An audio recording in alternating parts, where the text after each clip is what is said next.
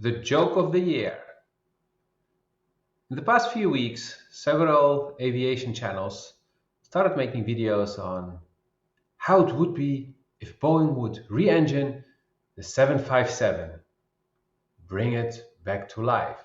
Actually, most of them are not talking about that. It's just like re engine the aircraft.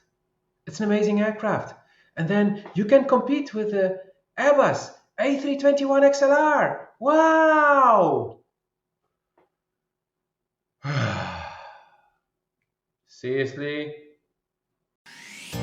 Like, subscribe, and share. The sponsor of today's video is intuitive.me. Personal development, personal growth, business efficiency improvement. More about this at the end of the video. Hi, my name is Lotfi Murat, and I record videos on aviation because aviation is my passion, it's my hobby since I was very young. The age of 4, 5, my first memories of being in an airplane and really loving it. Spending up to an hour, even sometimes hour and a half in the cockpit. Yes, back in the days in the 80s, 70s, 80s, that was possible and learned a lot.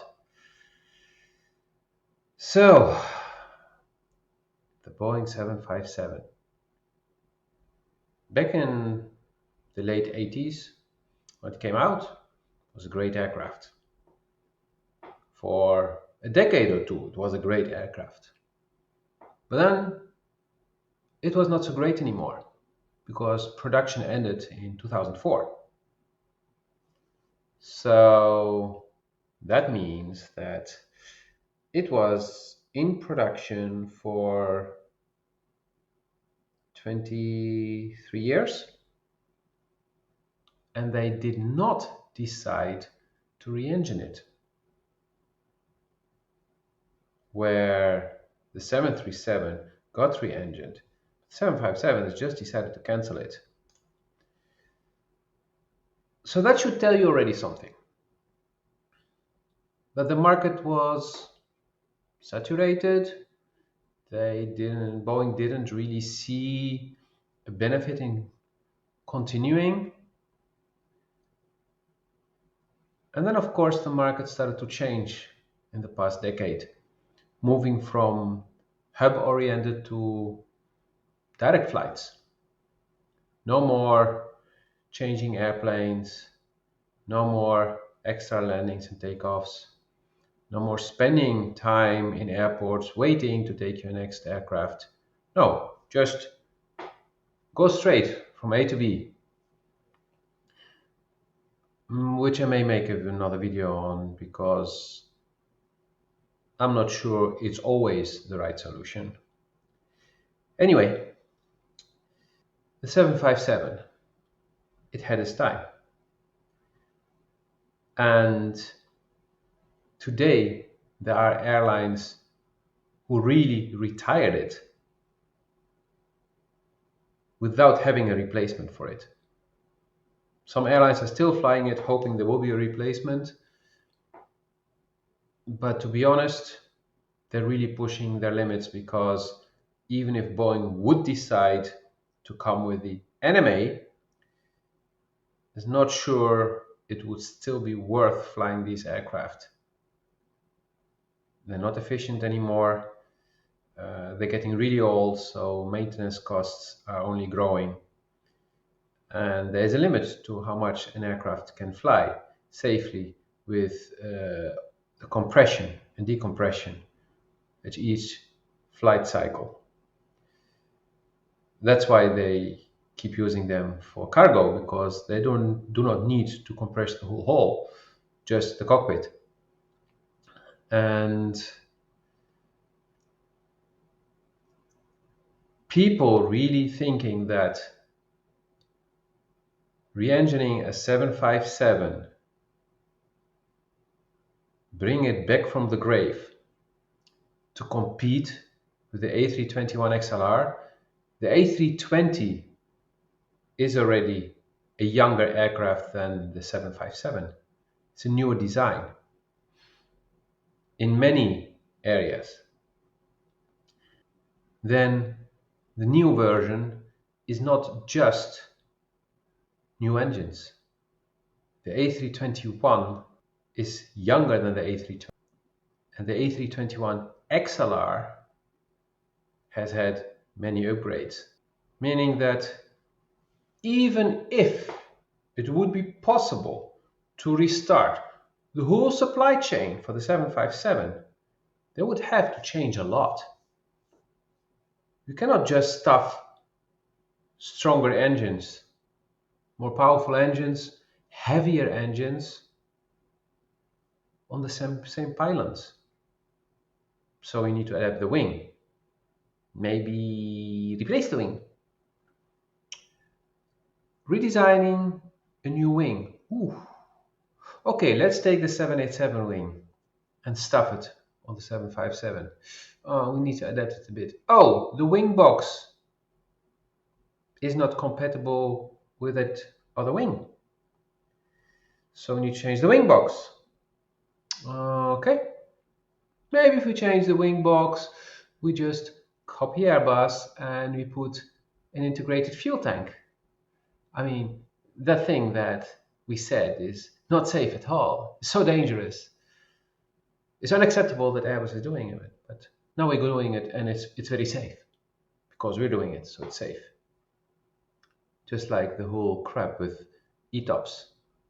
When the A300 came out and Boeing was like, oh, no. You cannot fly with that on those distances and cross the Atlantic and stuff, until Boeing itself came with the two-engine aircraft and said, oh, it's safe, yeah, ETOPS, yeah. So it would be a lot of modifications. It would take a few years to finish the design, to build the first aircraft or the first few aircraft, testing them, certifying them. I mean, testing, modifying, and then retesting, and then certifying. So we would talk about 4 or 5 years easily.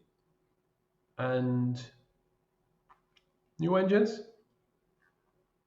Actually, the main reason at first for not developing the NMA was that there were no new engines available, that there would be no new engines available in time, which would have meant by 2025. No, I mean, earlier would have meant now. The earliest was 2025 to have the right size engines for the NMA, because the NMA would have been like 757, 767 size. So again, there would be an issue. I could decide to take the same engines as on the A321XLR, but then the 757 is a heavier aircraft. So wouldn't really fit. And pushing those engines more to the limits, not so sure if that would work. We've seen what happened with the Indigo engines, because they were pushing them to the limits constantly. And engines are not made for that. Yes, they can go to peak power for reduced time. I mean, for a specific duration of time, and then they need to pull back and stay at whatever percentage it is. I think it's around 80%, maybe even less. So there are so many issues with this. And then, of course, the supply chain. Who would trust Boeing today to the extent to want to invest in a new supply chain, actually in an old supply chain with old technology, going back to their archives, undusting them, and start producing old stuff? That's not even, according to today's standards. the 757 today would not be certified because it simply doesn't meet the current standards. No aircraft from the 80s would be certified today. No Boeing, no Airbus, no Embraer, no nothing. So there are so many issues. And yet people are wasting our time with videos on, yay, how would it be to, hey? So the only reason I can come up why people are recording this is because they're just laughing at Boeing. The company that has such a great history, but also has fallen so deep and is still falling. Boeing is not on the way up yet. They're still on the way down. The 737 MAX still has issues. The 787 has issues. 777X has issues. What's left? Nothing? Yes, the 767, sorry, military. Yeah, that's an old aircraft. That doesn't count.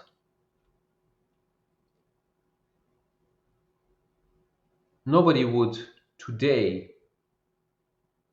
put their hands in the fire for Boeing.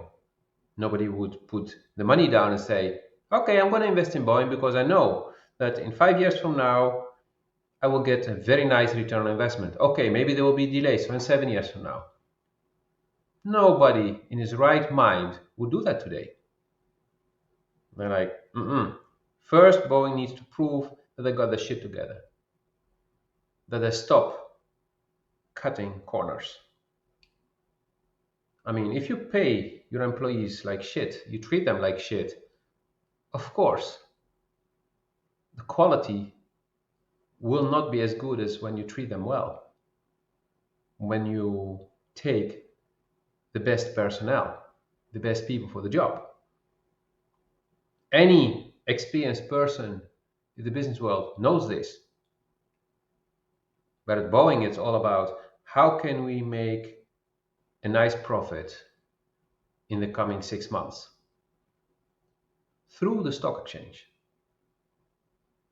not on sales, not on maintenance. No, no, no.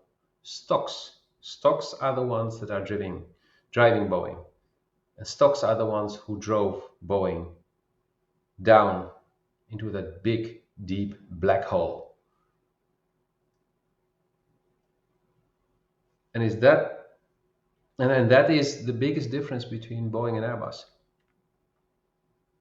Yes, Airbus has had its share of issues, but not to the extent of Boeing, because at Airbus, they put safety first,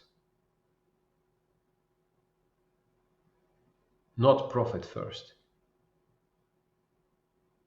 Safety first. And if it's not possible to make profit, then we don't do it. Where at Boeing is, can we make money? Okay, we're gonna do it. Safety, yeah, we'll deal with that later. Yeah, we'll put some duct tape. Not even speed tape, duct tape. You know what I'm talking about, right? When they duct tape an engine or a wing, I mean, when there's a small damage, that's called speed tape. It's, I think, $1,100 per roll. It looks like duct tape, but it's not. It's very special tape that actually can handle all the friction, differences in temperature, and that's to keep everything aerodynamic during 1 or 2 flight cycles until they can do maintenance. So don't worry, it's not duct tape. But at Boeing, they would probably say, let's put duct tape. Nobody will see the difference. Yeah, that's Boeing today. I mean, I wouldn't be astonished if they would do that. I mean, if you leave a whole goddamn ladder in the tail section, if you leave metal shrapnel in the wing box, I mean, in the fuel tanks, then there's clearly something loose up there in the heads of the management. Because yeah, you can blame the people who did this, but if they're treated like shit, they will not be able even, let alone willing to, I mean, we're not willing, let alone be able to really perform at a high level. It's a simple fact. So this whole crap about 757 re-engineering, bullshit. So to the other video makers, please stop the crap. Or have the balls to say, hey, I'm making this video. It's not April 1st yet, but yeah, when it comes to Boeing, it's always April 1st. That would be honest. So this was a rant video. I really had to record it because I saw already 4 times or 5 times a video about this. I'm like, yeah, okay, that's enough.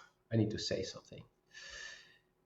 I will be recording a more fun, more enthusiastic video soon. Yeah, you will see the notification. So have a beautiful day, wherever you are in the world. See you in the next video. So, the sponsor of today's video, Intuitive.me. You must say, hey, Intuitive. Yes, you got it. That's my main job. These videos that I'm recording here on aviation, they're just for fun. They're my hobby. They're my passion. And that's what Intuitive.me is about. It's about discovering what you really love to do and start doing it. It's about discovering who you are, finding your inner peace, dealing with those triggers, those things that really piss you off when they happen and you lose control over yourself. It's dealing with things that have been there for a long time, like blockages and trauma. It's finding your ideal partner. It's changing things in your life that you have no clue how to change, but you really want them to change. And as I always say, asking for help is not a sign of weakness, it's a sign of strength and a sign of true smartness. Because the real smart people and the real successful people, they have coaches, they have mentors, yes, plural. So click the link in the description and have a look. If you've watched this far, then probably already resonate with me, so maybe it can help you. Click the link in the description. If you disliked the video, you do this. If you liked it, thumbs up, share, and subscribe.